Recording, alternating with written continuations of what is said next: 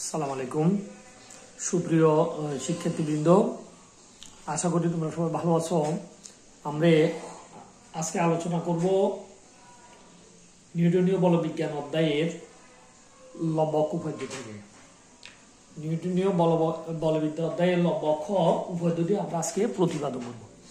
তো লম্বক উপপাদ্যটি প্রতিপাদন করার জন্য ধরো আমরা একটা সমতল কল্পনা করলাম, এক্স ওয়াই একটি কি সমতল, দেখো, অথবা ও এক্স ও ওয়াই এটি একটি সমতল।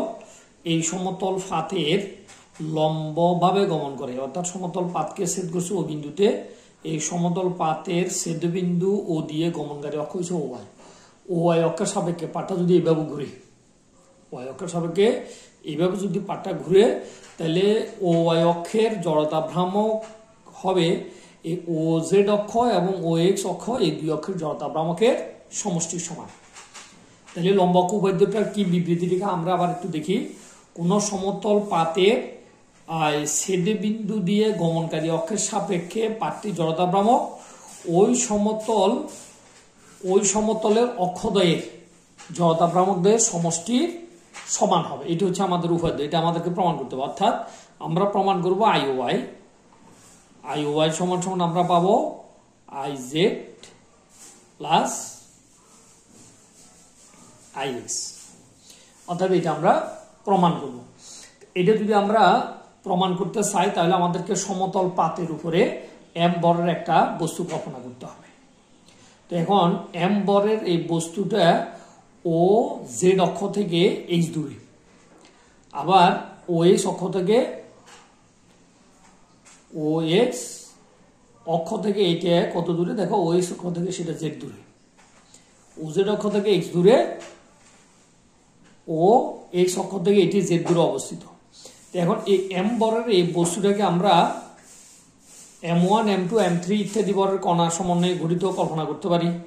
তো M1 M2 ইত্যাদি বরের কণার সমন্বয়ে গঠিত হলে তাহলে এই প্রত্যেকটা কণার দূরত্ব আবার আমরা ধরলাম এম বরের বস্তুটি, এম ভরের বস্তুটি M1 M2 M3 ইত্যাদি ভরের। তাহলে এম বরের বস্তুটি M1 M2 M3 ইত্যাদি ভরের কণার সমন্বয়ে গঠিত,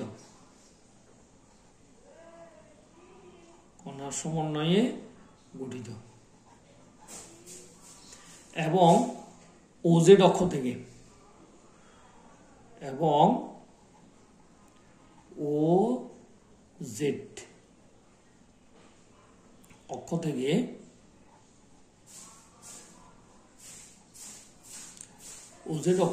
কণাগুলোর দূরত্ব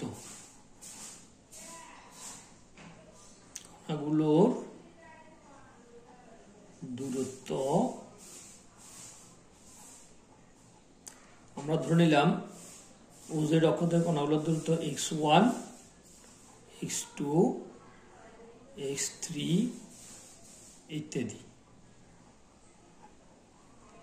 এটা ওজেড অক্ষ থেকে কণাগুলোর দূরত্ব, এবং ওএস অক্ষ থেকে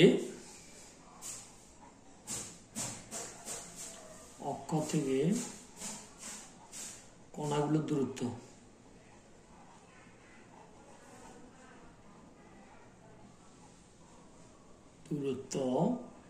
যথাক্রমে Z1 Z2 Z3 ইত্যাদি। তাহলে আমরা ধরলাম কি ও জেড হতে কণাগুলো x1 x2 x3 দূরে, এবং ও এক্স অক্ষ থেকে কণাগুলো Z1 Z2 ইত্যাদি দূরে অবস্থিত। তাহলে M1 ভরের কণা যদি সমতল পাটটা ওয়াই অক্ষের সাপেক্ষে ঘুরিয়ে, তাহলে ও ওয়াই অক্ষের সাপেক্ষে এদের দূরত্ব ও ওয়াই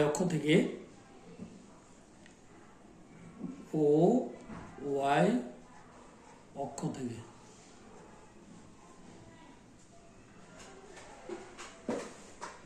উভয় অক্ষ থেকে এদের দূরত্ব আমরা ধরলাম কত, z1 z2 sorry y1 y2 y3 y1 y2 y3 ইত্যাদি। এখন যদি z অক্ষের সাপেক্ষে পাটটির জড়তা ভ্রামক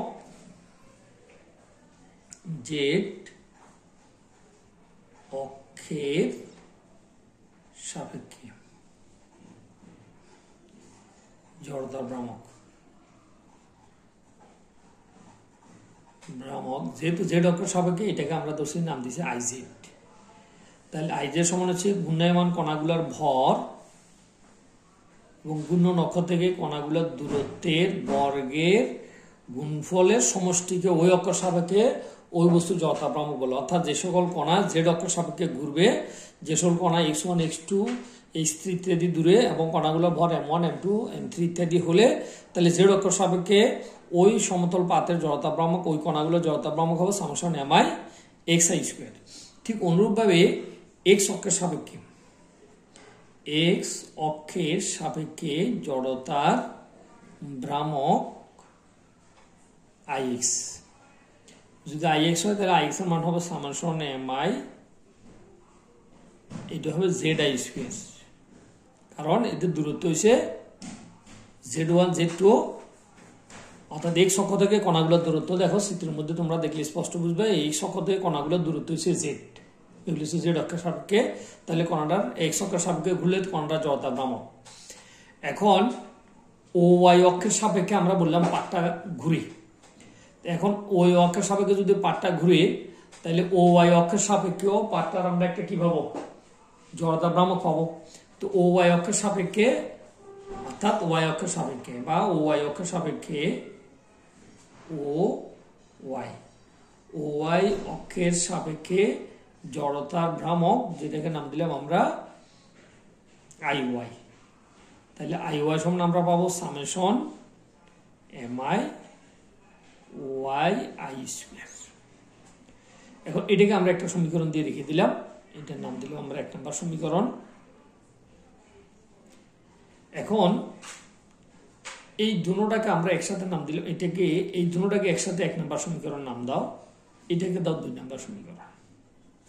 তাহলে 2 নম্বর সমীকরণ নাম দিলে আমরা এখান থেকে এখন কি পাই দেখো, আমরা বললাম যে এক্স ওয়াই এরা পরস্পর উপরে লম্ব, আবার এক্স ওয়াই তলের উপরে ও বিন্দুতে ও ওয়াই অক্ষটাকে এক্স জেড তলের উপরে ও ওয়াই অক্ষটা ও বিন্দুতে কি লম্ব।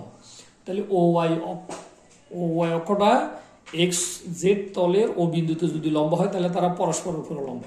তো পরস্পর উপরে লম্ব হলে আমরা জানি যে এই কোণটার মান হবে 90 ডিগ্রি, যেহেতু একটা অক্ষ আর একটা অক্ষের উপরে পরস্পর কি লম্ব, যদি লম্ব হয় এই কোণ মান হবে 90 ডিগ্রি। তাহলে এইটা হচ্ছে আমাদের জেড, এইটা হচ্ছে আমাদের ওয়াই। তাহলে ওয়াই হচ্ছে অতিভুজ। তাহলে পিথাগোরাসের উপপাদ্য থেকে আমরা লিখতে পারি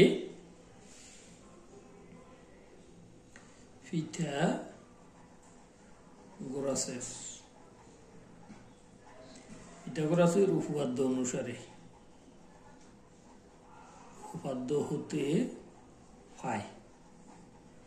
তাহলে পিথাগোরাসের উপপাদ্য থেকে আমরা কি পাই, পিথাগোরাসের উপপাদ্য থেকে আমরা পাই ওয়াই স্কোয়ার সমান সমান হচ্ছে Z square plus x square, অর্থাৎ অতিভুজ স্কোয়ার সমান অপর দুই বাহুর উপরে স্কোয়ারের যোগফলের সমান। এখন দেখো এই ওয়াই স্কোয়ার, এখন এখানে যদি আমরা আই লিখি ওয়াই আই, তাহলে এখানে জেড আই হবে, এখানে এক্স আই হবে। অথবা আমরা শুধু ওয়াই স্কোয়ারের মানটা এই সমীকরণে 2 নং সমীকরণ আমরা বসাতে পারি, আমরা বলতে পারি 2 নং হতে পাই।